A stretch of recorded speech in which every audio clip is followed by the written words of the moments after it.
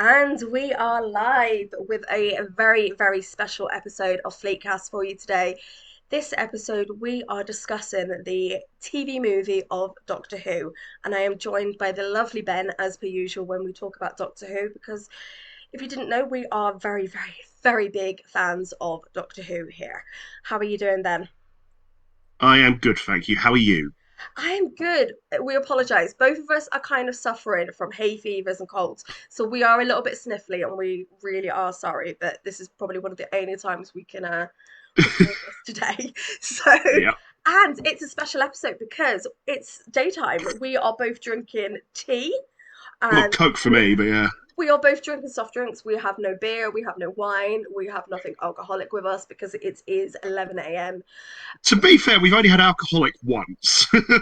You might have, but I had alcohol, probably a few of them.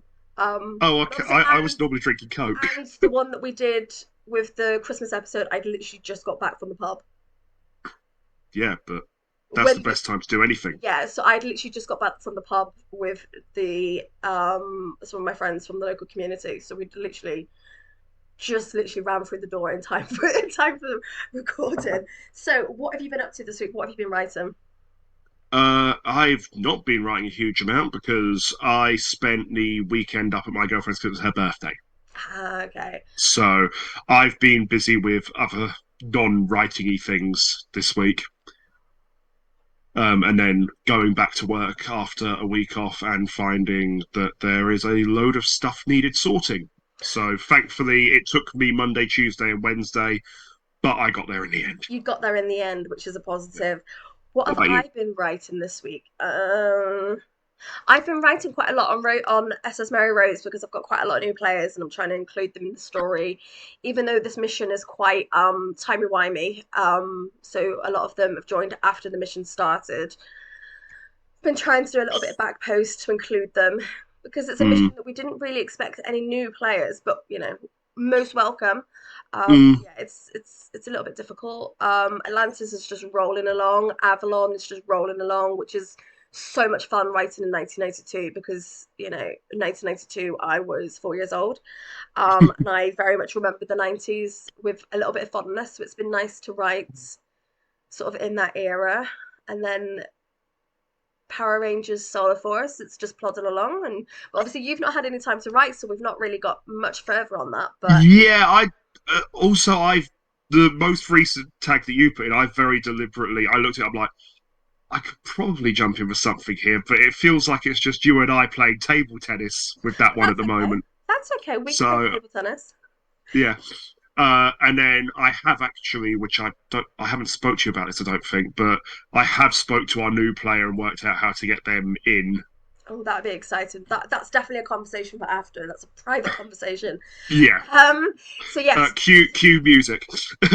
I literally nearly broke into song, man. I'm not gonna lie. I nearly broke into song. It's a private conversation. A private Have a conversation. conversation. Right, I will say this at least once a podcast. If you have not seen the musical episode of Strange New Worlds, you need to check it out because it is one of the best episodes of Doctor Who. Doctor Who. Star Trek. Star Trek. Ah, because we're talking about Star Trek, but we're talking about Doctor Who. Yeah. I'm confused, but yes, it is one of the best episodes of Star Trek. It is Oh, up there with Once More with Feeling from Buffy. If not better I than I that. I actually preferred it to Once More with Feeling. Yeah, I was saying this to Andy when we recorded an episode last week, which you guys will probably have seen last week. Um, that I actually personally thought it was better. Yeah. I think it was arguably the best musical episode of a show I've seen. Hmm. I won't necessarily say it had the best musical number in a show I've seen. The only reason why is I absolutely love "Nothing Suits Me Like a Suit" in "How I Met Your Mother" by Neil Patrick when Neil Patrick Harris does his musical number. It is good, but I really do like some of the songs from Oh, um they are all on my playlist for walking to the train well station in the morning. they're on mine, and love nothing better than stomping along the street listening to Status Report. You know, do do do do. I love the beat. See, I mean, my only gripe with it was it did feel like a little bit of character assassination on Chapel, but it, I don't. I think they're going to find ways to kind of sort that out. But I hope so because the annoying thing is Jess Bush who plays her is absolutely brilliant, and it's just like, but I can't help but hate you right now. Like, I almost wonder if they've done that because of her singing career. I almost wonder if it's sort of roughly it's is she the singer? no, Oh no, that that's Lan. yeah, and Have, also Uhura like has won I think Tonys for Broadway. yes, Yahora. Oh my god, her singing in this is just amazing. I'm so glad that she got the numbers that she did. I Absolutely mean, amazing. my personal favourites were La'an's and also Spock's. Um, Like, I'm the ex. yeah, because I love that just because you actually see him transition from sort of Discovery Strange New World Spock into TOS Spock Yes, throughout the song, yes. and it's And just like, yeah, now that I've watched some of the animated series, I can actually see that a lot better. yeah, But I think we need to get on to Doctor Who now. yeah.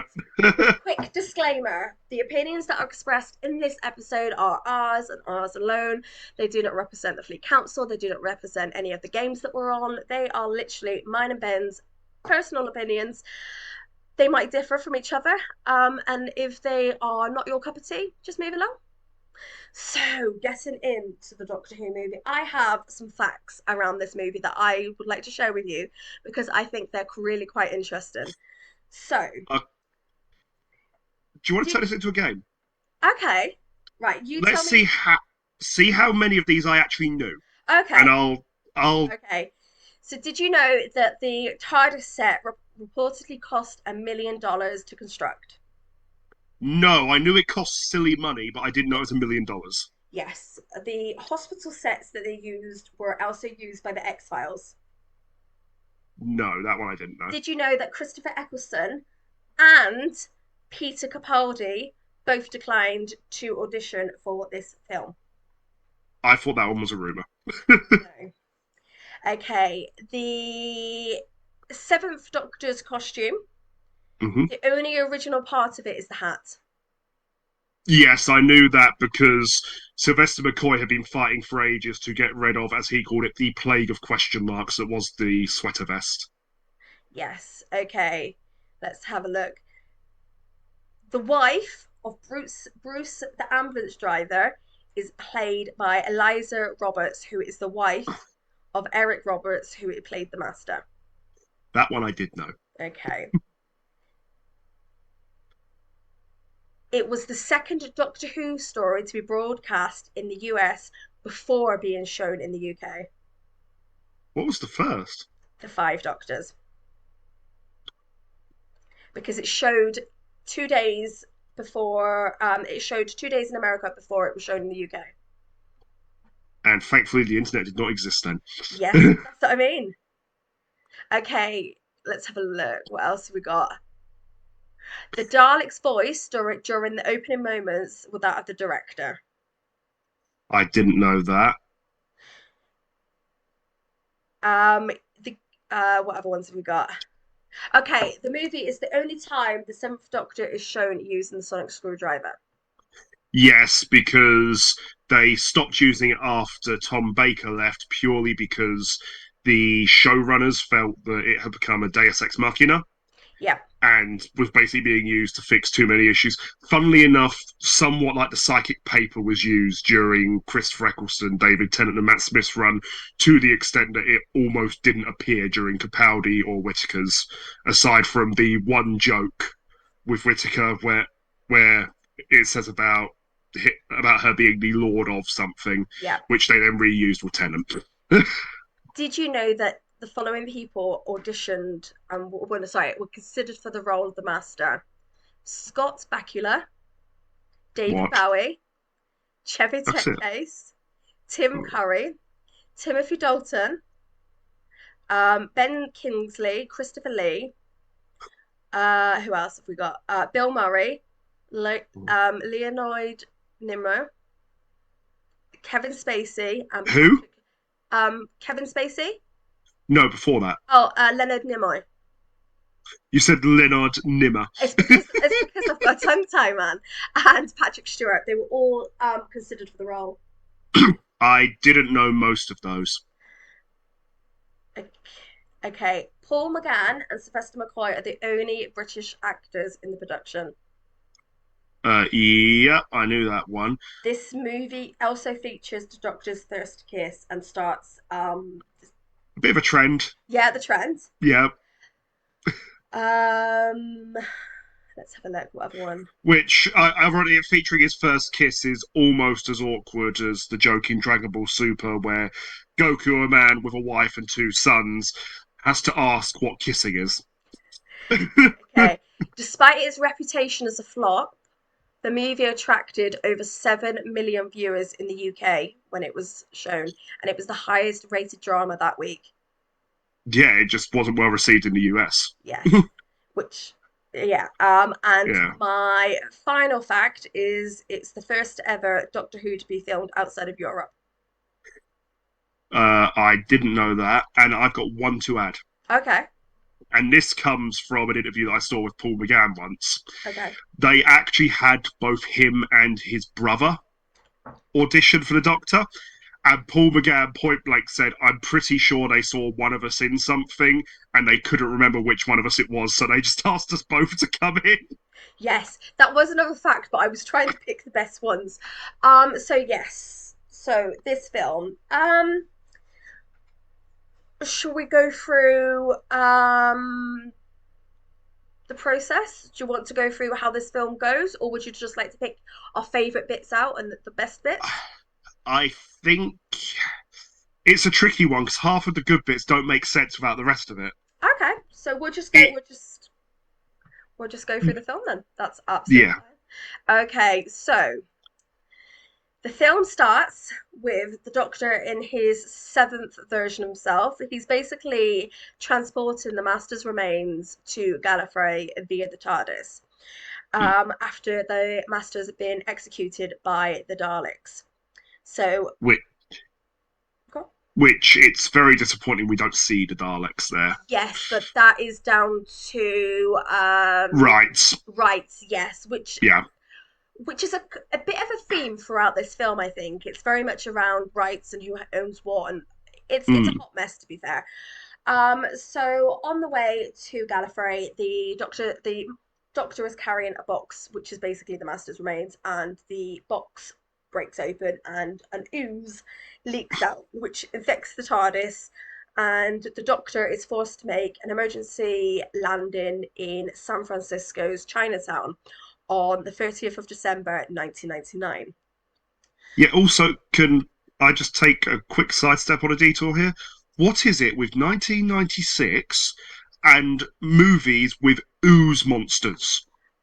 I don't know, I think it must have been a bit of a theme. Because Power Rangers did it too. Yes. But what I find kind of really interesting about this film and the fact that it's set in 1996, and It's, it's it set in 99, but it's made in yeah, 96, yeah. yeah.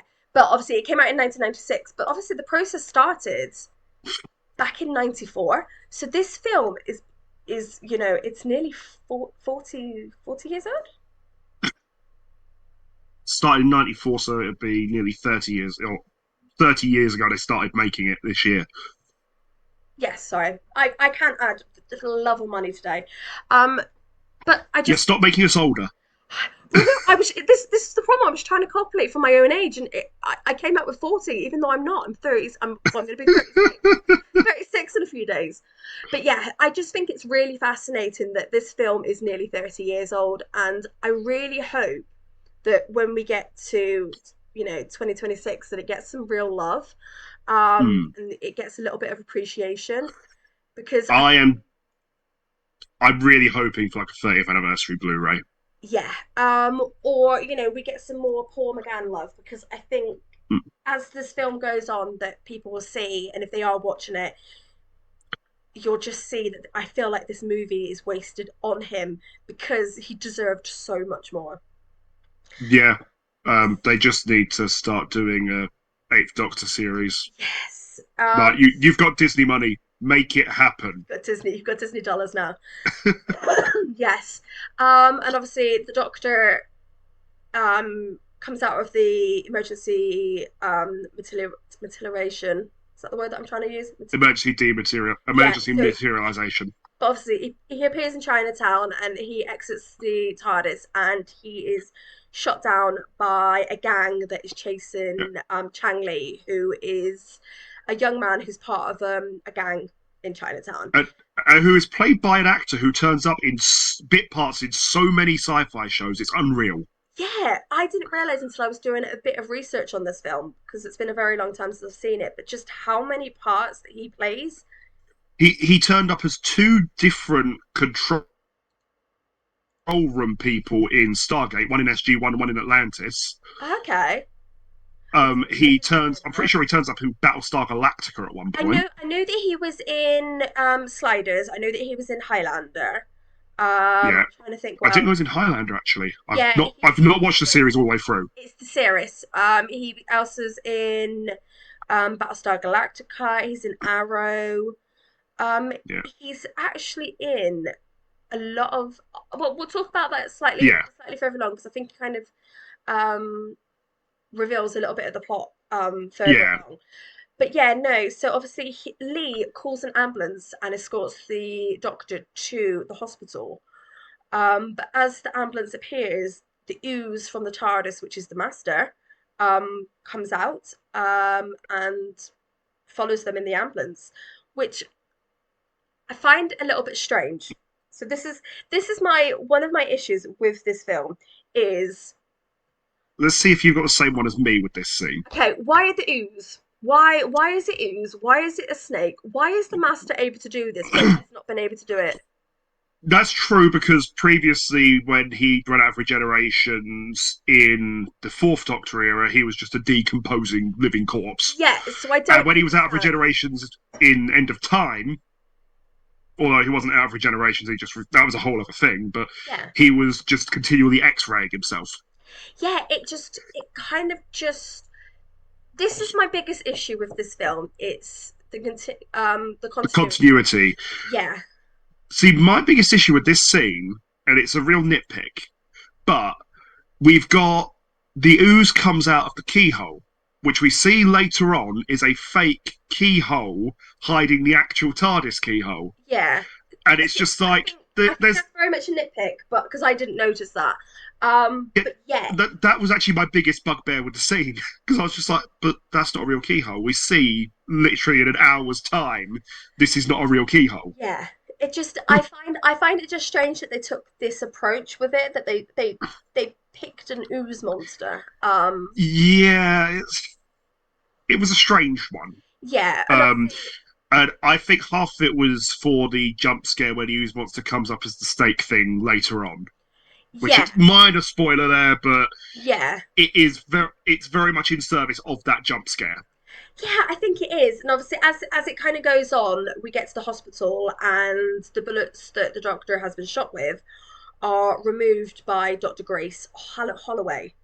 Yep, And obviously, she attempts to stabilize him in surgery, yep, but she's very confused by his double-hearted and his yeah, body. because they think it's a double exposure on the X-ray. Yeah, which I think is it's quite good that It they're kind of going through it and they kind of are actually they're not shying away from the fact that he is a two-hearted Yeah, alien. the only issue I've got is with a double exposure, it wouldn't flip one side. Yeah, They would both appear facing but they clearly face into one another. yeah, and That is my obviously, only gripe with that. yeah, and obviously the doctor dies on the table. Yeah, And and also, can we just acknowledge in the process she becomes the first companion to kill the Doctor? yes, but she's not the companion yet, so I don't know if that does technically count. I'm counting it for the same reasons I count Wilf, But even though he's a yeah. Wilf was definitely a companion by that stage. Uh, yeah, but he was also in the one-off category, so I lump those two in together, kind of. Okay, I think we agree to disagree on that Yeah, one.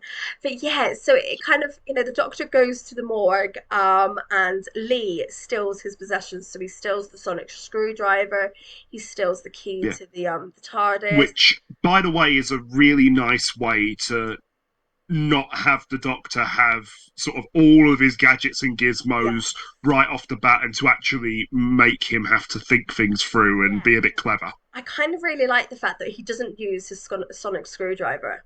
I kind of like the He fact that, well, right he at the beginning, uses it once in the whole film. yeah, I kind of really like that, and I think it was a very good move on the writer's part for this to happen. Yeah. But yes, so obviously his body's taken to the morgue, and the ooze takes over the body of the ambulance driver called Bruce. Mm. Um, and I think, Whose actor has also been in a ton of stuff because it's Eric Roberts. yeah, I feel very much like the actors that are in this. Um, they're not big actors, but they are in lots and lots of Yeah, things. I think out of all of them, Eric Roberts is probably the biggest name they've got in it. Yeah, And of course, other stuff that he's been in. I mean, he was in The Dark Knight, where he played the mob boss that Batman proceeds to throw off of a thing. Who, fun fact, in the comics, is the guy who actually burns half of Harvey Dent's face off. It wasn't a thing like in The Dark Knight or in the comics. He was also in Suits, where he was like a recurring villain from season 4 onwards. okay, I haven't seen Suits. Watch it; it's amazing. I've got reasons I don't want to watch it. I know your reasons you don't want to watch it. But yes, so I feel very much like they used quite a lot of actors, but I don't think they did it necessarily to save money, though it probably was the reason why they didn't. Yeah, Because yeah, I don't think they did it to save money so much in the fact that it was the main reason. But I do think they chose very good actors. mm. I don't think anyone who was in this film played a bad part. No, that all of the casting was quite like even the bit parts are played well. Yeah. Because I Um, mean, for example, as the head of the hospital, you've actually got Phoebe's nerdy boyfriend from Friends. yeah. Yeah. And obviously it leads into who probably plays one of my favorite characters. Little side quest on my favorite character in this show is the guy who is working in the morgue. Yes, so this part is very good. The doctor regenerates, and this new doctor is suffering amnesia. Yeah, and also easily one of my favorite regeneration sequences because it's literally just they had Sylvester McCoy and Paul McGann both lay there and keep scrunching their faces up, Yeah, and it's just really funny to watch. yes, They're both yes, like, it's hilarious to watch, but it works. It yeah, it very much does work. it is, And obviously, and it also shows you just how elastic both of their faces are. very much they are very much like, Yeah, yeah. It's a bit freaky, but it's a very good scene.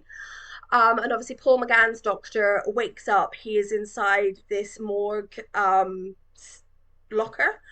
And then he has to break out of this locker, but it gives us this very, very hilarious scene, which probably should be scary, but to me, I find it because I'm a grown up. This is me watching it as a grown up. Me as a child watching this, yeah, I was terrified.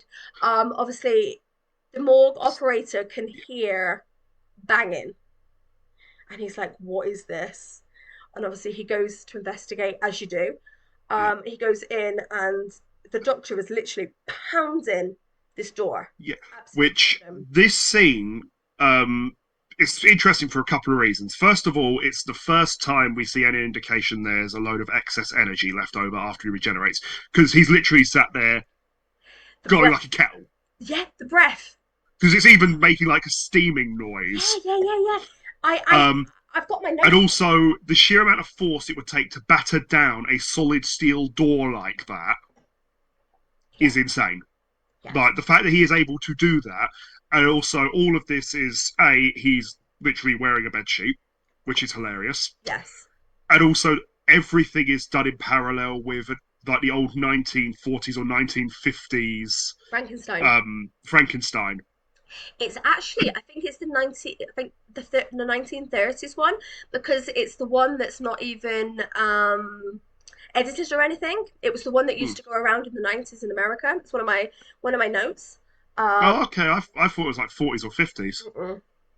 No, I think it's the 1930, like 1930s, because it's not edited or anything. Well, Um, for a 1930s one, it was very well made. but it was so good being superimposed on Hmm. that, that Yeah, the the correlation, parallels. yeah, the parallels and the correlations was so well Hmm. done. And I really did enjoy this scene. Obviously, we've got my Morgue guy. He basically faints because he sees this person stood there, and he literally hits the deck, which is absolutely hilarious. But what I Yeah, do find funny is the doctor does nothing about it. He literally just carries on walking. yeah. And it kind of, now that I'm watching this film, and I've watched obviously all the other Doctor Who's, I find it really interesting that the writers of newer Doctor Who have taken a lot of parallels from this film.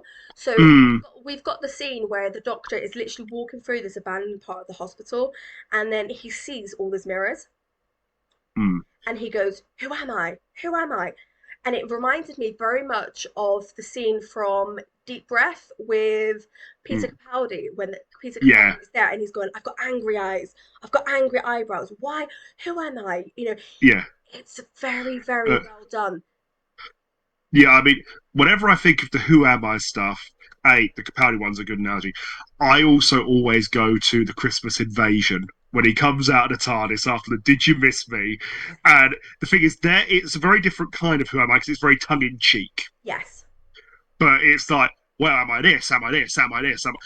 And we actually see that same thing through this movie. yes, yeah. He sort because he gets asked a couple of times, "Well, who are you?" He's like, "Well, I really don't know yet." Well, yeah, and it's kind of really good.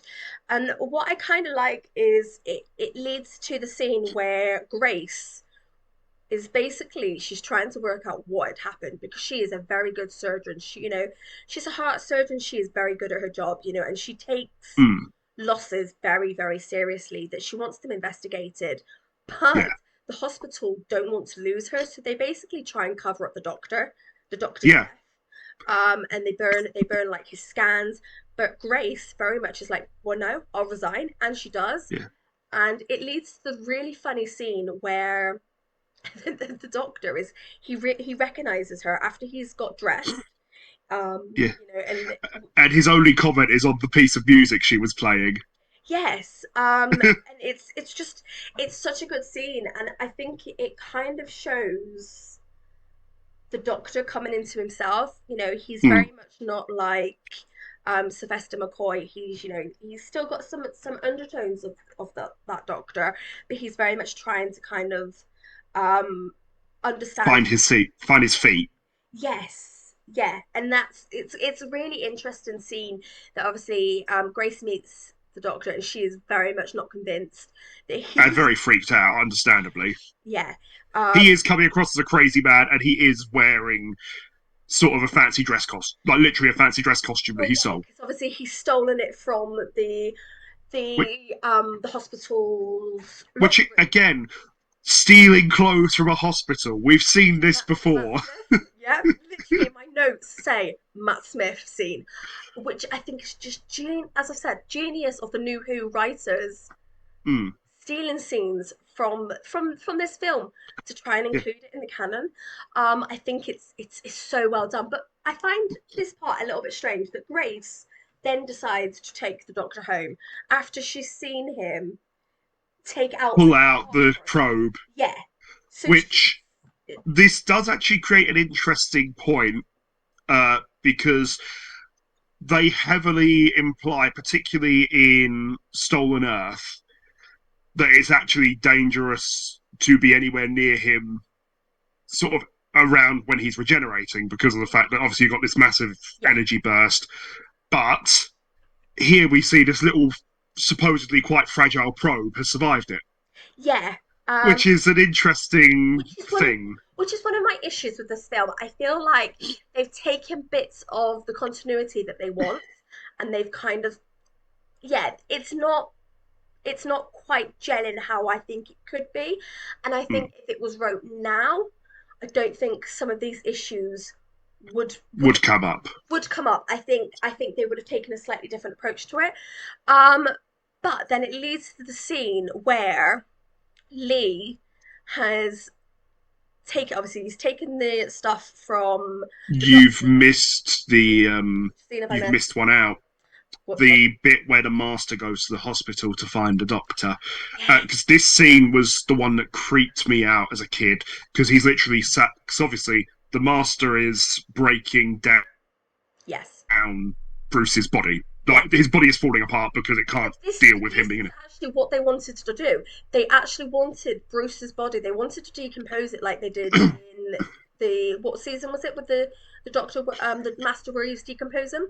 Yeah, in the last season with Tom Baker. Yeah, so they very much wanted that to happen, but the actor couldn't do with the prosthetics. It was giving him a really bad rash. So the only Okay, part that still remains from that vision is the part where but Bruce. he's pulling off his fingernail, Yes, which, as I say, as a kid, that was really. yeah, it's a bit Even now, it gross. makes me cringe. Yeah, it still makes me a bit cringe. And I was watching it last night, and I was like, oh, oh, Yeah, because you can't help but just sort of ow, ow, ow, ow, ow, yeah, ow, ow. yeah, and that kind of leads to that scene. I completely forgot about that scene because it probably traumatized of the nail coming off. Yeah, and Um, also there was the scene as well where he first wakes up, or rather when his wife wakes up, and yes, obviously he's just stood by the window, yes, and he says, "Oh, I'm not Bruce. I'm just his wife. Oh, what should I call you then, Master?" And she obviously thinks it's a certain kind of game he's yes, playing, and then he turns around, he's got sort of the snake eyes, yes. and he just literally grabs her. He just grabs her by the throat, puts his fingers to his lips, and then you just hear the snap as he breaks her neck. Well, that's really interesting because that snap doesn't actually appear. It didn't actually appear in the UK version until It does on the iPlayer one it and on the DVD. it does now, Yeah. but it didn't on its initial run. So originally it just comes across as he chokes her out. Yes, but there's several scenes like this that don't appear on the 1996 viewing. It's only just, I think it came out on the DVD version, and it's only Yeah. just been updated on the iPlayer one when they re-uploaded it recently. So Okay. there's several scenes like this that don't appear because even though it was, Censorship. no, well it is, but it's there's a specific reason. So Mm. the, you know, the scene at the beginning with the gang, Yeah. and his gang supposedly disappear. You know, Mm. when the TARDIS materializes, Yeah. that scene wasn't in it because obviously the gang disappear after the shooting. That scene disappears, and then Mm. obviously when the two necks get broken, both those noises don't appear in the 1996 viewing of, Okay. because of issues around censorship. But obviously it was very close to Dunblane, Okay. so they don't show those sounds, Mm. which I think is actually quite good. But yeah, that's another little fact for you, that until Mm. obviously we've seen it recently and the DVD, Right there, we have got a textbook case of where you of the Mandela effect because I always remember that being there. yeah, but it wasn't. Mm. You don't, both those noises and scenes, they don't appear until the DVD and iPlayer upgrades, Mm. which I Okay. think which is interesting because I don't think, like you said, we haven't noticed it. We've assumed because there's such Mm. subtle noises and scenes. We Mm. just remember it being there. But yeah, I Yeah. think Bruce's role as the Master is really really good. And Yeah.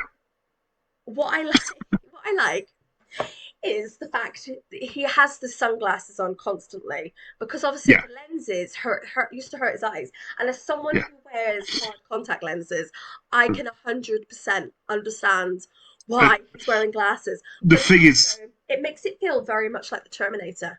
I was just thinking that because of the outfit, Yep. it looks like he is the Terminator. Yes. I very much feel like this film is very much 90s because you've got the Terminator vibes, you've got the Yeah. Matrix vibes. Yeah. Yes. Which this actually came out a year before The Matrix. Yes, I feel very much it's got those type of vibes to the film. It's very 90s. But Mm. also what I kind of feel about the vibes is it's very much like Grace, at this point, obviously, she's taking the Doctor home and she's investigating. She's trying to figure out what's Mm. going on. She reminds me of Scully from the X-Files. Mm. She very much feels like she is Scully from the X-Files, and Mm. which is kind of funny because some of the buildings that they use, like the hospital and stuff, actually came from the X-Files. Yeah, So there's a lot of sharing of scenes and things like that, which it's not a bad thing, but she does very much remind me of Mulder and Scully and that kind of yeah, vibe around this. yeah. And then, of course, going back to what you were saying before with the bit with Lee, where he gets all the Doctor stuff, he goes back to the TARDIS, Yes.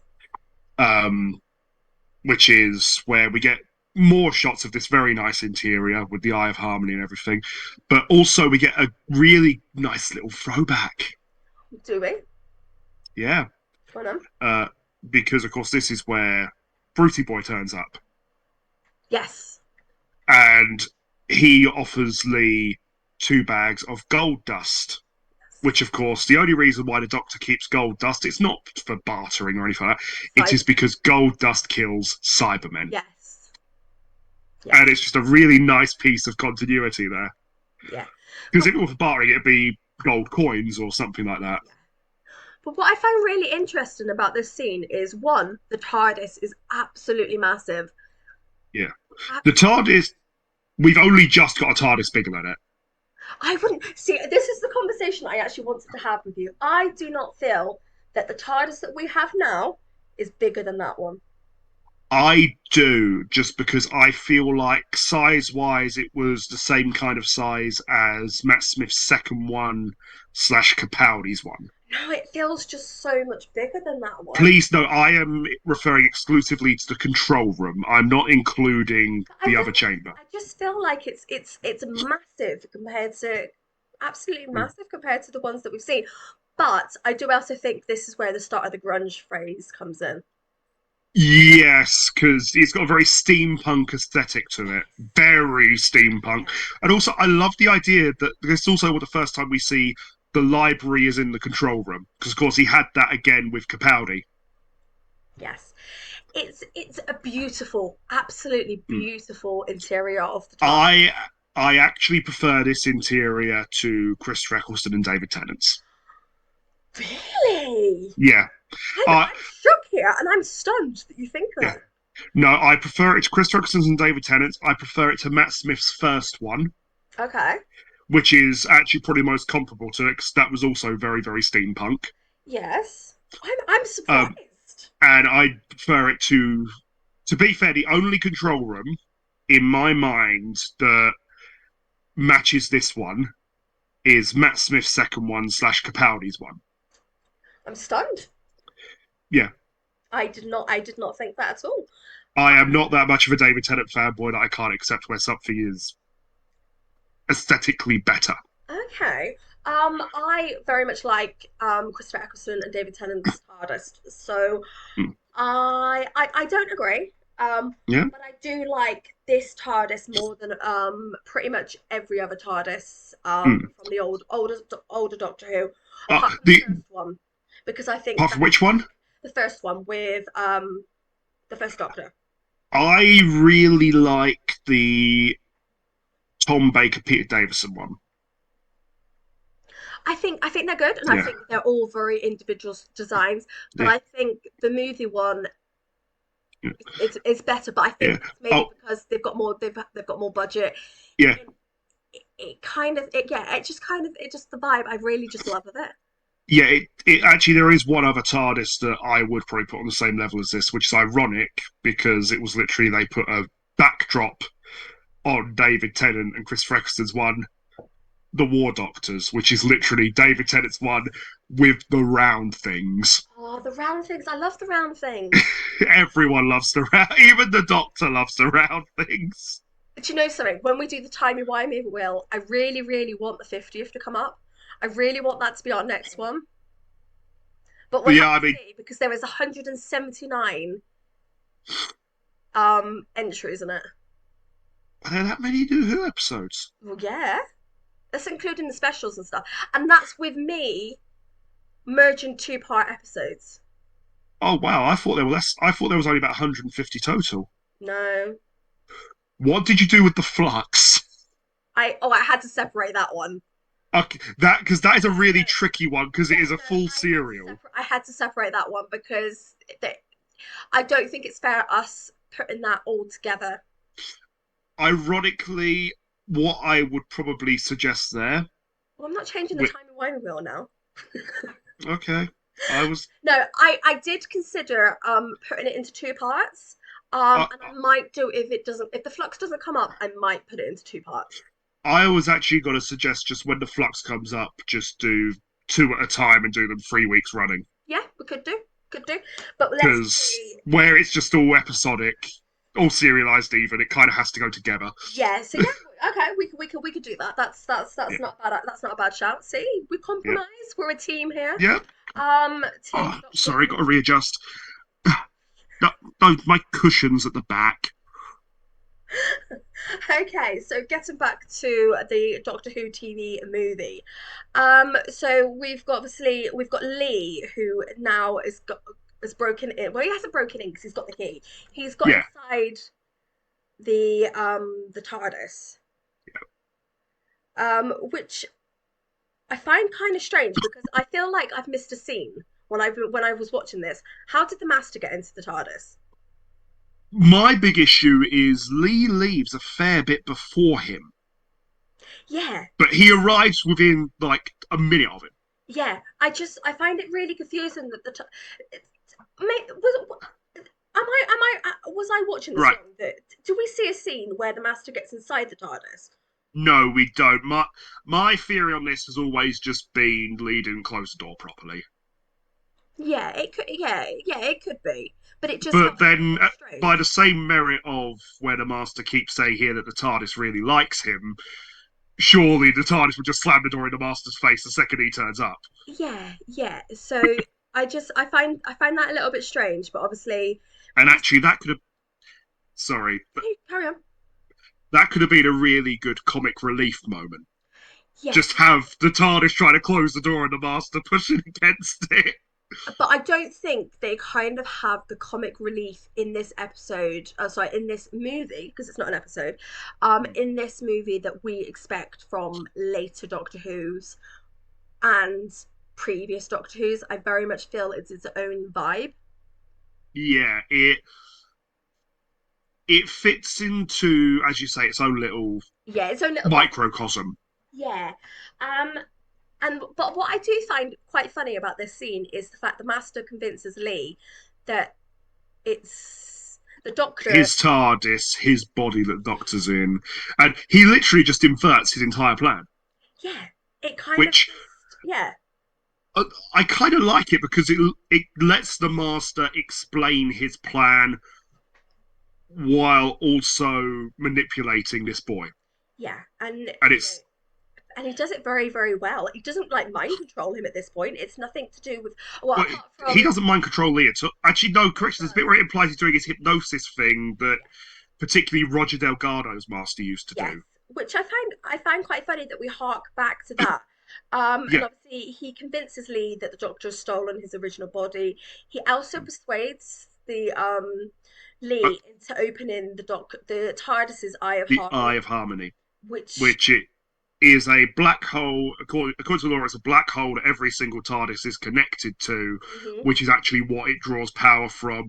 This did get somewhat retconned yeah, in New Who yes, with where they can park up in the rift.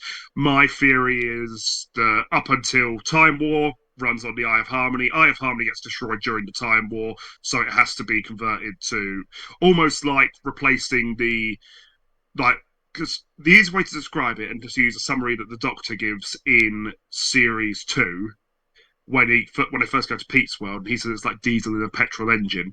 My fear is almost it's running on the diesel engine during classic series, yeah, and then during the Time War has to have that diesel engine switched out for the petrol engine. yeah. That's pretty much my theory. But obviously, what I quite find quite funny is the fact that he needs Lee. He needs Lee for his retina scan. Yeah, this is the bit that is bizarre because it's apparently Time Lords made this thing so you had to scan a human eye. Yeah. And it's like, no, that doesn't work. Yeah, I feel very much this is kind of them trying to shift canon ever so slightly. It's Um, them trying to play into the supposed twist they put in here, which has very much been. I mean, the books have been trying to explain it away for the last 30 years, yeah, which is the bit where it obviously shows you sort of Paul McGann's doctor there, who, by the way, is wearing the shoes that he doesn't even have yet. um, and then it zooms in on his eye, and the master says about the doctor being half human, yeah, which they. That is one part which, as I say, even like the writers being sanctioned by the BBC were trying to retcon that out yeah, almost from the minute it came in. And one of the explanations given in one of the books is that fun fact, the chameleon arch that appeared in um, Human Nature and Family of Blood actually originated in a Seventh Doctor novel, yeah, because that is an adaptation of that novel. yeah. And one of the things given is that it was actually a deception put on by the Doctor through the use of a chameleon arch. Which I'm Which, happy. I'm happy to accept it's the chameleon arts. You know, yeah, playing. the other one which doesn't work quite so well is that it was something that was down to that particular regeneration. Like that specific incarnation was half human, but it's like that doesn't gel with what we see when you get the Meta Crisis Doctor. Yeah, it, it could be if you kind of well, actually, I wouldn't be so opposed to that because it would then explain the meta crisis doctor Meta Crisis, slightly. But yeah. So I like either the chameleon arch theory yeah, or a variation on the regeneration theory where it's not a case of he is half human, it's a case of due to, because he even says the anesthetic destroyed the regenerative process. yeah, And it's basically basically when he was regenerating, certain aspects didn't quite develop as they were supposed to. yeah. I can jump on those Yeah. bandwagons, but I do find it quite an odd one. Um, Although it does lead to a really good joke later on in the film. yeah, yes. But obviously the movie carries on with them being able to see what the doctor is seeing. Um, At this point, he's outside with Grace. yeah, he's outside. Tell a lie, he has got the shoes by then, because that's half the point of that scene. Yeah, he kind of gets Grace's boyfriend's clothes. Well, Um, now ex-boyfriend's shoes because of the fact that he's just left. yeah, and he's kind of taken everything. He didn't even take the sofa or something. Yeah, that's one of the jokes there. Yeah, But also, let let's just take a minute. He breaks up with her because she is a doctor on call who goes to perform a heart operation when yeah, they're going to the op. It's like that guy is a special kind of anyway. yeah. You know, he knew his wife was on call. He knew that she's busy anyway, and he And got he knew upset. she's a heart surgeon. Yeah, and That's the thing. he got upset. Yeah, but I think it's very much done for the plot, for the fact that then you know she's single, and Yeah, obviously, yeah, it- because they've obviously, got to get to that bit. yeah, they've got to get to that bit.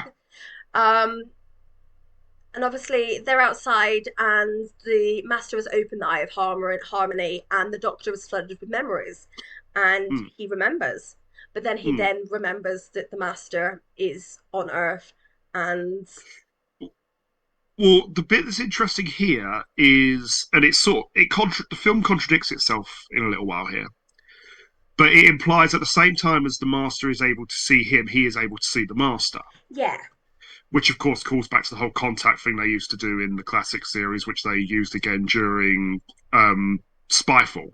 yes, But then when the two of them actually come face to face, the doctor just he doesn't recognize him so much as go, hang on, like when they're sat in the ambulance, he goes, yeah, this something's not quite right with you. yeah, Because initially he's quite happy to see him and sort of quite like, yeah, come on, just give us a ride. yeah. It just kind of it feels very much a little bit jagged here. Mm, Um, but what he finds that obviously The Doctor reveals that the Eye of Harmony is open and the fabric of reality is weakening, and Earth will potentially be destroyed at midnight, New Yeah, Year's Eve, which they very much are already in, and it's what, nine and o'clock? 9 or 10, yeah, because at this point he demonstrates this by kitty priding his way through a Yes, glass door. yes. Which has Grace freaking out, and she's basically calling the hospital to get a psych unit to come Yeah, and then out she's just to. like, "Oh, maybe you should make that two beds inside." Yeah, but obviously to solve this issue, they need to get an atomic clock, and thankfully there is one displayed at the Institute of Technology Advancement and Research. Which just Um, so happens to be Grace is one of the board of trustees members. yes, Funny that. yes. And then we get into the scene that very much reminds me of the Terminator. So the Yes. ambulance arrives. It's Lee who's in front, who's driving, and then it's Bruce pretending to be, well, the master pretending to be Bruce. Mm. Um, but what I, And this has this scene I was talking about where the doctor sort of goes from really happy to see him to going to something not quite right with you. But I love the fact that obviously Grace makes all these sort of slip ups in her grammar that people do make during conversation. yeah, And the master, and of course at the start, the doctor corrects her, and then the master starts correcting her yeah, as well. yes. It's quite. I actually think this is one of the funniest scenes in the film because it's very 90s, Yeah, but it's very Doctor Who. And yeah. it's a very good scene where they're both correcting her, and no one The, apart from the master is in the know. the irony is, and you know the vibe that I get from Eric Roberts here, Yeah. purely because of how he plays it. Leslie Nielsen in Airplane, Yes. where the whole thing is he is the funny guy, Yeah. but he's the funny guy because he's playing it so straight. Yeah. Yeah. But this scene does bring up another issue that I have with the movie, and it's the part where he spits out poison. Yeah, again, this is not something that has ever been part of his repertoire. Yeah. And the interesting thing, because a lot of people sort of will probably say about going back to the snake bit we said earlier, oh, it ties into that, and so do the eyes. The eyes are actually a holdover from his last appearance in Survival with Sylvester McCoy, where he'd started mutating into a cat person. But do you not find that this whole film very much features eyes? It's Yeah. very much, you get the eyes at the beginning, you get the lighting on the doctor's eyes, um, which I I, find interesting because it reminds me of a phrase that I used to when we I was in secondary school. We did a film study on Psycho, and it's very very similar. And I used the phrase in this report that I did. The windows, the eyes of the window are windows to the soul, and it yeah. very much reminded me that the eyes in this feature so much, and it is a way for us to see into the Doctor's soul, the Master's Mm. soul.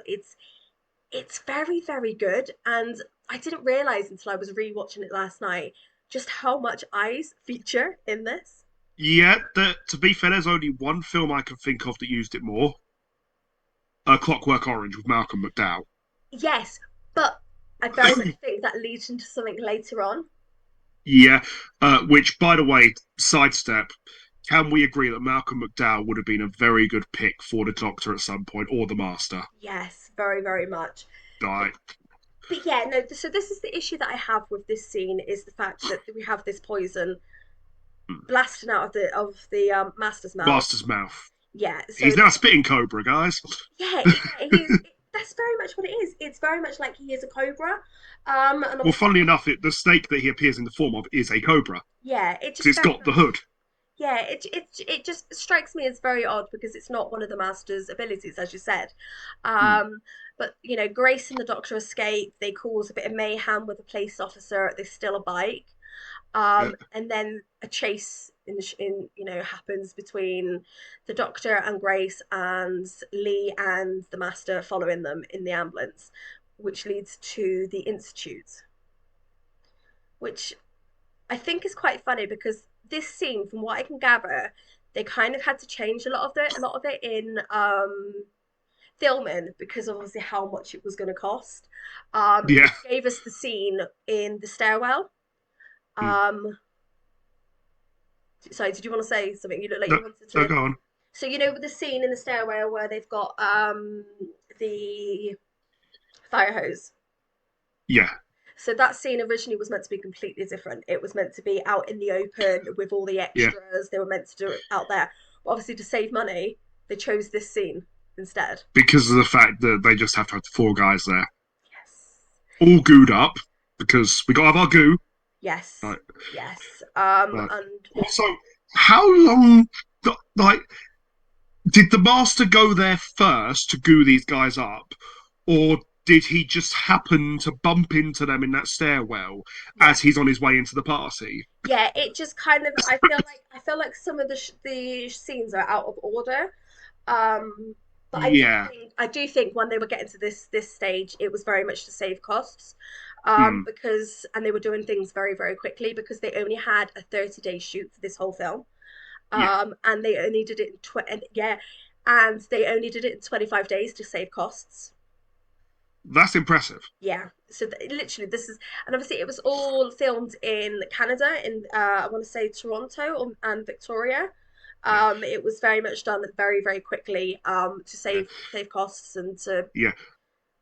What I was going to comment on before was, well, I can imagine it did cost quite a lot because that blinking clock, this giant yes glass thing, yes and then obviously which, I find this sort of, as we're in like the final quarter of the film, it's really interesting. So obviously they've escaped and then they've got hmm, back to the TARDIS. which Um, has one of the my favourite shots in the movie, which is where the guy on the police bike is chasing them. They step out of the way, the bike goes into the TARDIS. You hear the screeching, and it comes back out with the guy yes, screaming. and but I feel very much like this is the type of humor that we expect from New Who. Yeah, And I think maybe this was a precursor to it. yeah. Um, Because what it reminds me of is it reminds me of in the second episode of series six, where you've got the bit of River Song on top of the building under construction, and she jumps off, and you got the cockpit with the doctor going, "Open every door to the swimming pool." Yeah, yes, yes, very much this, and it kind of, it's really interesting. Obviously the doctor installs the clock and then tries to Yeah, close the eye. Um, but however, you know, the damage is so great that he must revert time before to yeah. when the eye was opened to prevent the Earth's destruction. But I find this scene really funny because Grace is able to match his wit and his information, and she kind of takes all the things that the doctor's saying and she can Yeah. understand them. And I don't think we get that from another companion. No, the only companion in New Who, I've said this before, who really matches wits with the Doctor is Jack. Yeah, because he understands time travel. He's from the Yeah, future. I think yeah. the Doctor is choosing people from our time zone so they're relevant and you know they're relatable. Although there are a couple of points where Rory sort of got very, very close. Yes, yes. Rory, you know, the Roman centurion was very close, but Because I think ironically, they actually take because she actually explains how the TARDIS is bigger on the inside with being yeah, dimensionally transcendental, yeah, which of course Rory brings up the exact same comment in yeah, series five, yeah, and then that's what leads to the Doctor's. I like the part where people say it's bigger on the inside. yes. I also find it funny because obviously he's in the medical field, the same as Grace is.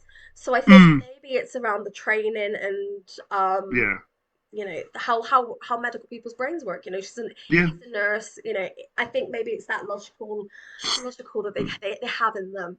But yeah, this scene is really interesting because obviously Lee and the Master get into the TARDIS, and the Master does his mind tricks on Grace. Well, that they imply that it was actually a slow burn thing from the poison he spat her earlier on. She's itching, doesn't she? She starts itching in this scene. Yeah, Um, and then her eyes just go black.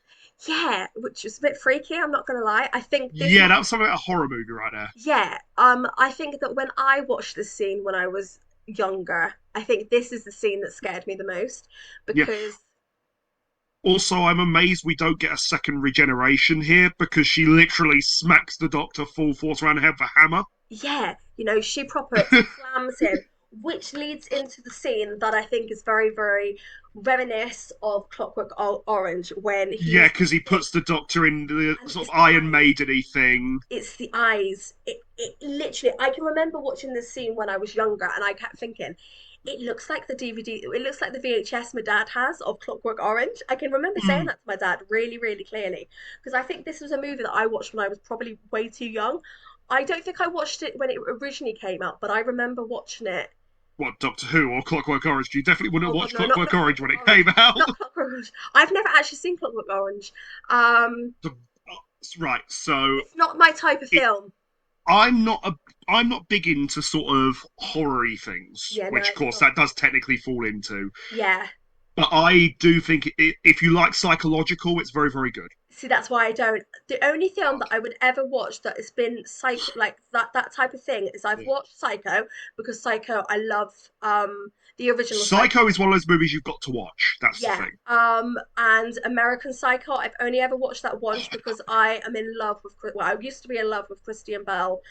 Um, Both him and Jared Leto are brilliant in that film. yes. But it's Also, can we just acknowledge that that's the one time in cinema where you get to see Batman kill the Joker? Yeah, yeah. It's very much it's that kind of vibe of film, and I'm not comfortable with that type of that vibe. Yeah. Um, but yeah, so we get to the master is monologuing As he to does. as he does to Grace, to the doctor, to Lee, Yeah. and Lee twigs that something is not right. Something with his whole thing is very much wrong, and he instantly regrets and realizes that he is messed up by agreeing to go ahead Yeah. with the master. Yeah. Wrong side, dude. Wrong side. Yes. Because the master messes up. This is what I find quite funny.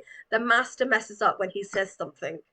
He Because says, he says about soon I'll take all of your lives. yes. Or no, soon I'll have your body and your Yeah. TARDIS. And He then messes up. Lee's like, hey, wait, you said it was yours. Yeah. And obviously Lee gets killed the same way the master has got rid of Bruce's wife. Hmm. Um, which is it's interesting. And then obviously he forces Grace to open the eye of Harmony and Yeah. begins to kind of draw the Doctor's life force to him. But Yeah. obviously Which Grace, means that Eric Roberts finally gets to take off the contact lenses. yes, finally. Poor guy, he must have been torture because obviously I can imagine what it's like wearing my lenses Which, now. But you can yeah, imagine this is the 90s, so they're not that well developed. They are going to be like the hard contact lenses that I have to yeah. wear. They are going to be. Also, go on. No, please. No, it's fine. I was just going to carry on going into what happens, but you can come on because you've Yeah. got a full. So, first of all, a couple of bits of trivia with this scene. Okay. The Master is in robes which are very, very reminiscent of what we've seen on Gallifrey before, Yes. Yes. albeit with a slight. I don't Yes. want to call it Colour. more theatrical twist, but it's both more and less theatrical than what we've Yeah. seen the Time Lords in. Yeah. And I don't quite I can't put into words how it does both, but Yeah. it just does. Yeah.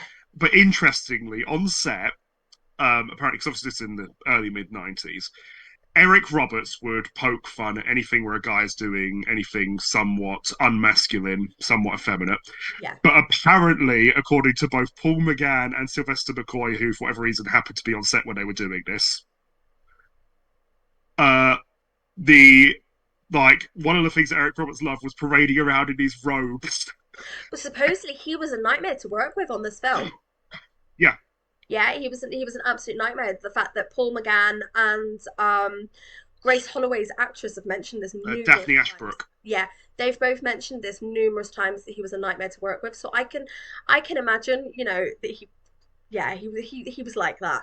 Um, See the way that Paul McGann told it, and the thing that I heard just sounded like he sort of Eric Roberts was just goofing around with the robes and just being a bit of a clown.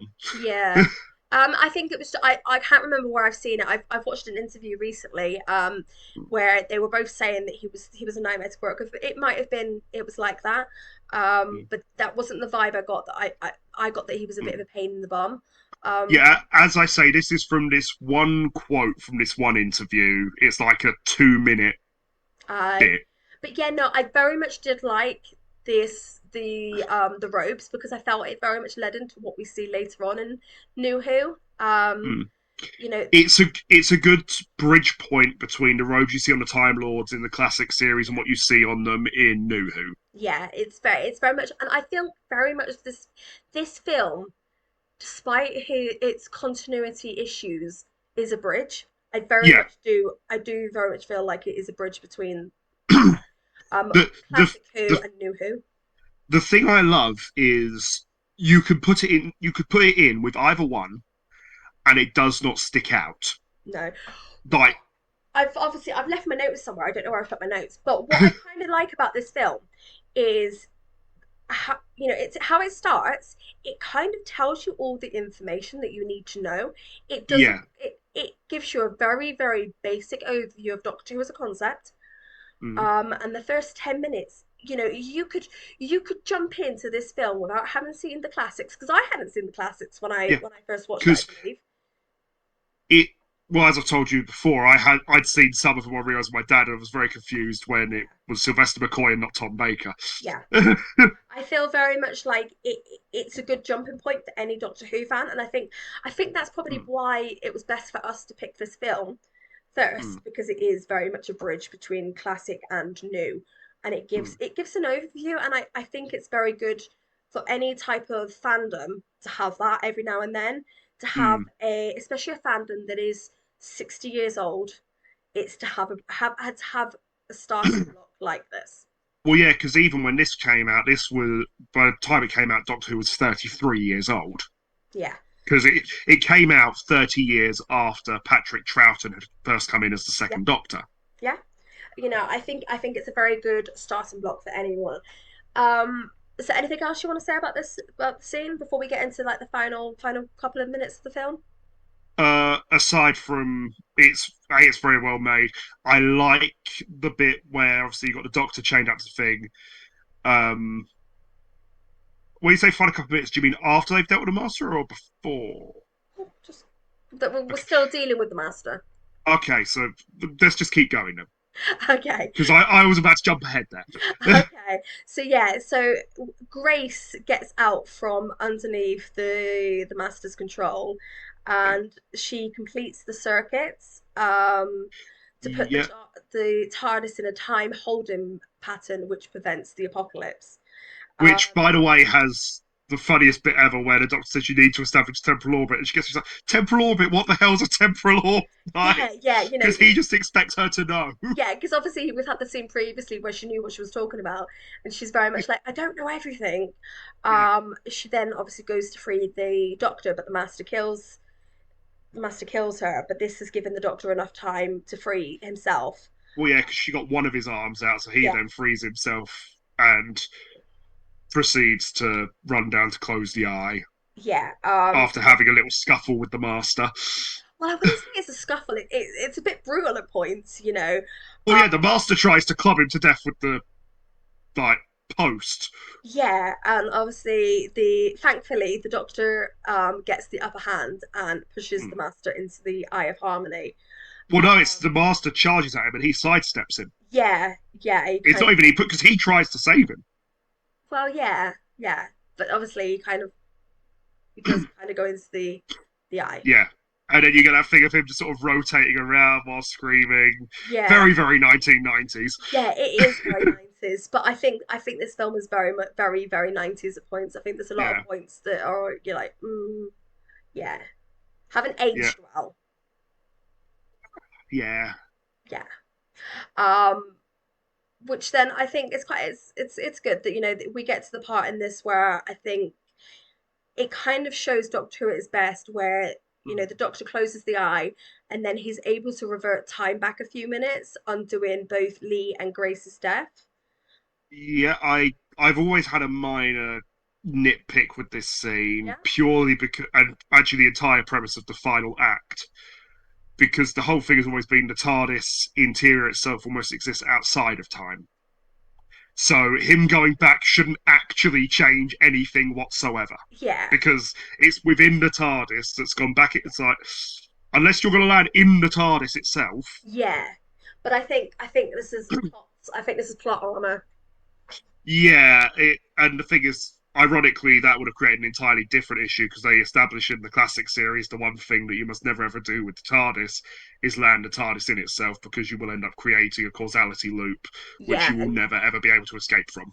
yeah. So I think this is a bit like this is for the plot.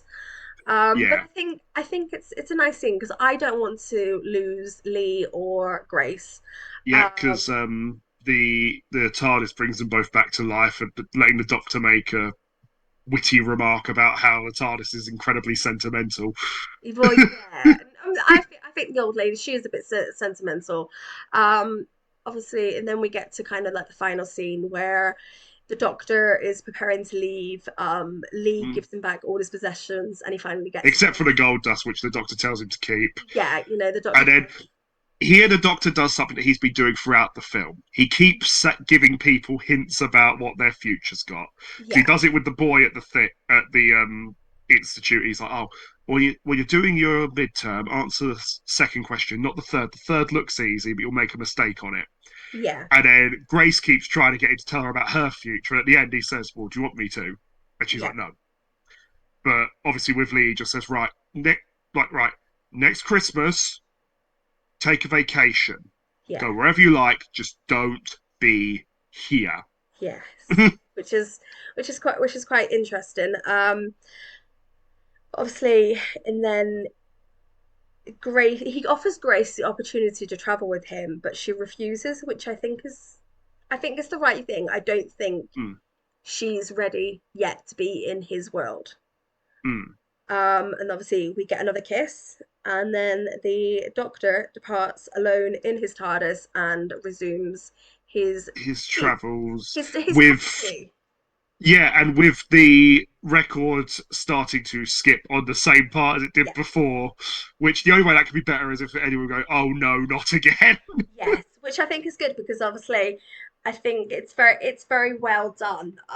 Mm. I think parallels between the beginning scene and the end scene He with comes full circle. The only difference is it's a different bloke sat in the chair. yeah, yeah. Um so yeah, what do you overall think of this film? I absolutely love this film. Okay. Um, my only big thing that I actively dislike, and Yeah, I've mentioned this to you before, is on the opening title. First of all, the opening title theme, arguably one of the best versions of the Doctor Who theme we've ever had. yeah, Um, Only ones that I prefer would be Christopher Eccleston slash David Tennant's first one, yeah, Matt Smith's second one, and I quite like the current one. yeah. I didn't like David Tennant's second one. I wasn't the biggest fan of Matt Smith's first one. And Capaldi's really, really cool, but I don't like all the bells. And Jodie Whittaker's just sounded a little bit too dark for me. Yeah. But anyway, on the opening titles where it's doing the cast, obviously the only person listed as starring is Paul McGann. The only special guest stars listed are Eric Roberts and Daphne Ashbrook. Yeah. And then it's like Sylvester McCoy comes fourth and doesn't even get a special guest starring. It's like, Well, yeah, because he it, only he only says something like 11 lines in the whole film. yeah, but he should get special guest starring purely on the merit of the Doctor. But do you know something? What I find interesting about having McCoy there is he's reflected later on in life, and he actually thinks he was in film too much. He thinks he was in it too Yeah, much. so he feels, you know, um, looking back, that it should have been straight into Paul McGann. He shouldn't have featured where he did. He So he feels very much just that it should have been like how we jumped straight into Peter Sylvester Eccleston. McCoy, funnily enough, We kind of because yeah we with kind the of blonde wig. can I speak? It kind of jumps into Christopher Eccleston's Doctor Who, and then we kind of see much later on how he's regenerated. He Mm, thinks on reflection, on 30 years further on, mm, that it should have been like that. We should have had Paul McGann at the beginning, and then there should have been like a flashback scene mm, to how he regenerated and how that all came about. mm. Which I think is really interesting that him as an actor is able to reflect later on and admit that maybe it wasn't the best part. But See, I don't think it was a bad choice how they did it. I quite like the yeah, process.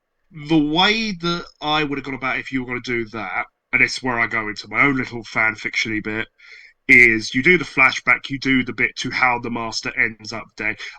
What we do get here is we lose the Daleks from the Yeah, plot, from the background, but actually make it the Master dies during a final confrontation with the Doctor, during which the Doctor also ends up regenerating. yeah. And also that gives you an excuse to get back. Was it Anthony Ainley played the Yeah, but I Master? think I think a lot of the reason why we don't get a lot of the actors is because of rights. Because it's Yeah, why we don't have the Cybermen, it's why we don't have the yeah, Daleks in what the format that we'd want them. yeah. It's why there isn't a lot of the things that we would expect from classic Doctor Who, because the Mm, rights for classic Doctor Who are a hot mess, absolute hot mess. mm. Different people own different things.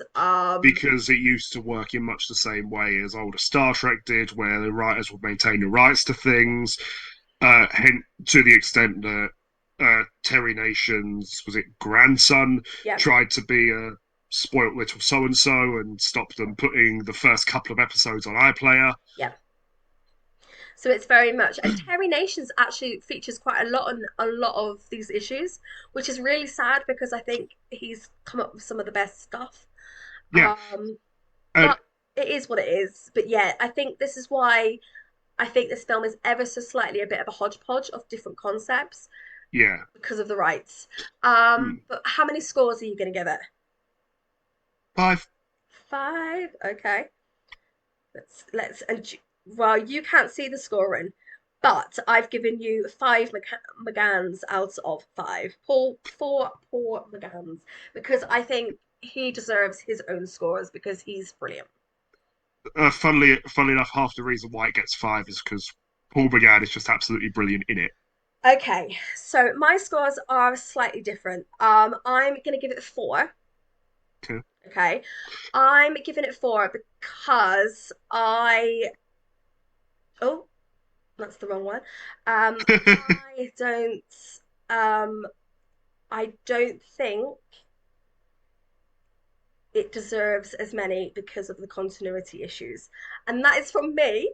Yeah. Have we swapped brains here? Because normally I'm the one who's taking points off for things. Yes, which I thought would be what I thought was quite funny because of that reason, because Mm, of the fact that we do have a few issues with the continuity, yeah. but I don't think it's quite as bad as it could have been. The Yeah. continuity because I think a lot of it can be explained away. A lot of it, obviously, there are some things that are retconned, like the half-human doctor and things like that. But I don't actually think its continuity is as bad as a lot of fans make it out to be. Uh, Honestly, there are more continuity issues in the classic series than there are in this movie. Yes. So I Uh, think it's a very good movie. I think it's a yeah. very good starting point for Doctor Who if you haven't seen any of the classics. I Mm, don't necessarily think people need to see the classics, other than mm. maybe a select couple of stories. I don't think Uh, I it's a would, need.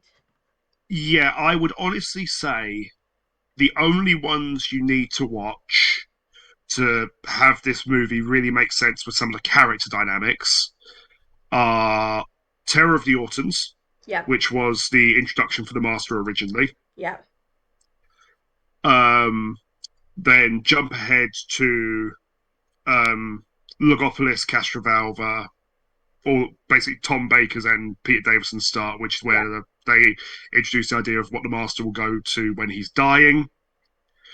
And then I would probably say the Five Doctors, which actually follows straight on from those, yeah, because and also Trial of a Time Lord. I would Mostly, I would also say the first episode of Doctor Who, you know, the unearthly child. I also think that's a very good starting point. yeah, But I don't necessarily think people need to watch the whole of the classic Who to understand it. Um, because I think it's very much a sign of its time. I think very much like Star Trek, it's not needed. yeah.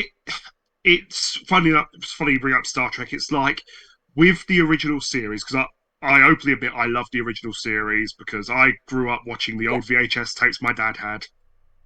I would alternate between that and TNG when I was a kid. yeah, But even I can admit, no, you can trim about 70% of the fat, yeah, and it will still work. yeah, 100%. Um, the big things with this, I mean, part of the reason why I gave the example I did with sort of Castroval, Logopolis, all that, was because A, it introduces exactly the extent the master will go to and does establish where he can do the body stealing thing. Yeah, But also, that is a regeneration story, so it also gives you more of an insight into that yeah, process.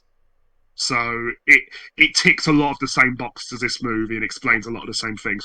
And also, Tom Baker and Peter Davison are two of my favourite classic Doctors. So I don't think it's a bad film. I think if it was done now, it would be very, very different. Hmm. Um, I think it would be I don't necessarily think it would be set in the millennium. Um, I think it would be, and I don't necessarily think it would be set in America because Mm. I think this film actually showed America in a really, really bad light. Um, you know, Yep, there was some scenes that I thought, oh, that's a bit, ooh. that's a bit touchy. Yeah, you had the scene with the police officer and the gun, and obviously the doctor's like looking in his pockets, for his jelly beans, and obviously the Yeah, doctor. which that was a nice throwback to Tom Baker. Yeah, Would you like a and jelly obviously the baby? police officer instantly goes for his gun. I think that's very, very good. Sorry, very bad, but it's a good scene that obviously it shows those correlations because obviously the the doctor's like, sorry, Grace is like, oh, he's British, and the doctor's like, I suppose I am. Yeah, Yeah, it kind of shows that, and then obviously you've got the scene in the ambulance where Bruce, the ambulance driver, is very much like, I hope he's a rich guy. Um, and, because because where we're going, he'd better be rich. yeah, Uh, um, the the thing is, all that does it just lampshades America's lack of a free healthcare system. yeah, and I think New Who strays away from a lot of those concepts, even when it Iron- has been in America. It's difficult. It's one of those ones. Ironically, that's one point that I actually don't have a problem with them showing when they're showing America because it is just a different culture. Yeah, and obviously then you've got like you've got the street battles and the gunfire. I feel very much like they That I feel would have been better if rather than being set in, was it Los Angeles? It's set in no, it's San it, Francisco. If San it was Francisco, big pardon. Yeah, I just feel It should have been New York. yeah, I just feel like I get why they've done it because obviously Mm, it's the company that are producing this movie. yeah, They want to appeal to an American audience. But I and think ironically, they end up appealing to everyone but. yeah, it's difficult and I don't think it appeals to everyone that it should have done and it shows America very much in a bad light. I Mm, think they could have done better. yep. Uh but it's not a bad film. It's a film that you can watch over and over again. But we obviously didn't realize it was on an iPlayer until we were talking about this at Christmas. So Yeah. we haven't watched it over and over again because we didn't realize it was I visually had done, but aesthetic. I've been watching my DVD. See, I've watched it on that. But I think it's time for the timey wimey will. Yep. Yes, Big ball of wibbly wobbly, the timey timey wimey wimey will. Okay, stuff. you can't see this because it's not viewable. I now need to just let's see if I can get it to create where it's meant to be. Mm. Yes, okay. Let's go.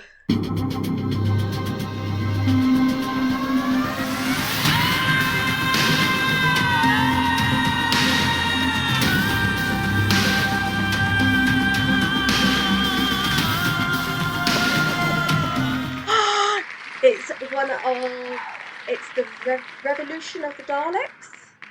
Tom Revolution of Cruise. that is Jodie Whittaker's That, second special, isn't it? yes, That was the Jack one, wasn't it? I believe so. Ooh, Jack. Yes, actually I think yeah, it is. It's very much that one. So I think that's a good option. Uh, That's a good I one to add. swear I'm not going to check that right now Yeah. just to Well, confirm. let's check it, and then you can read out the little plot for it. Revolution of the Daleks. It is the Jack one. Yeah. The Doctor is locked away in a high security alien prison with no hope of escape. Her best friends, Yaz, Ryan, and Graham, have to pick up their lives without her. However, old habits die hard when they discover a disturbing plan involving the Daleks. Okay. So I think this is a good start, and it's one Yeah, that we've seen probably in the last 2 years because it was 2021 Christmas special. The New yeah Year's special, big New pardon. Year special because we won a New Year specials then, weren't we? So Yeah. yeah, so I think that's quite fun. Then it's another special. It's not. It's also one of the better 13th Doctor episodes, so. But I think we'll leave that there for now. Yep. But yeah, this has been fun, and I think it's nice that we're going to be continuing the timey wimey wheel. Um, yeah. Yep. You got anything you'd like to add as a final thing around the TV movie? Uh, Aside from reiterating my early point of give Paul McGann a series. Yes. Yes, I think Paul McGann definitely deserves his own series. But I will say, if you haven't seen the night, is it the Night of the Doctor? Yeah, Watch it. yeah. I highly recommend watching the Night of the Doctor So because it's brilliant. watch Night of. If you're ever watching Day of the Doctor, watch Night of the Doctor first. Yes. It's a special that I think is available in most places. It's on iPlayer. I know it's on iPlayer, but I think it's on YouTube. To be fair, it probably is on YouTube to be honest. it's like a 6 minute special. Yeah, it's a 6 minute special that basically I don't think many of us realized that it was a special until it came out on the DVD. Well, at least I didn't realize that it was a special because I didn't see it when I watched the 50th. I stumbled backside backwards Yeah, into it yeah, because I was actually basically trying to set reminders on Sky to record Day of the Doctor, yeah, and it actually said other things. Of course, Sky at the time would come up with other things you may like from iPlayer and all. It came up with Night of the Doctor. I'm like, what the hell's that? yeah, Because all I can see is Paul McGann on it. I'm like, yeah, what the hell am I looking at? yeah. So And I literally I think stumbled I backwards. think I think the BBC were very sneaky in how they did that because I think most people did that. Here's the thing. It was so because originally their plan was to release it. I think it was going to be the day before the anniversary special, Hmm. but then a week before that it got leaked online that McGann had done a special. Okay. So they then very quickly just set it to go because they were like, well, it's already out there. The thing to do is to just basically make like we wanted it to be out there the whole time. Yeah, yeah. But I think yeah, I'm very excited that we see. But the thing is, we do see Paul McGann in audiobooks. Yeah, because he's done a lot of Big Finish. Yeah, he's very much continued, but it's hard because obviously he's done a lot of the Big Finish productions, but a lot they are yet again hampered by rights. Um, Yeah, and also the problem is we've now hit a point with the Big Finish stuff where some of it you can fit into canon, some of it you can't. yeah, Uh, which I sort of the ones I have a real problem with, and it's quite annoying because they're quite good, yeah, are the ones with River Song and previous Doctors. yes, Because making those work with the canon we see on screen is nigh on impossible. Particularly the Tom Baker one, where he works out she's his wife nigh on immediately. yeah. I haven't heard them, but obviously, as River Song is possibly my favorite character in the whole of Doctor Who, I probably need to listen to them at some point. Yeah, The I've heard sort of snippets of those. My personal favourite is where River Song meets Missy. That'd be a good one. That would be. Well, well, she basically says, "Oh, I get it. You're the Rani." No, I'm not. Oh, Ramat, and she goes through all the female Time Lord characters we have. So funny. So And then funny. Missy's like, "No, I'm none of them." I might have to. I might have to do that now because I would love to hear that because River Song and then Missy are possibly some of my favourite characters. But yes, I think we're done for today. I think this was a good experience, and obviously wait and see for our next episode. Bye. Bye. Stay safe.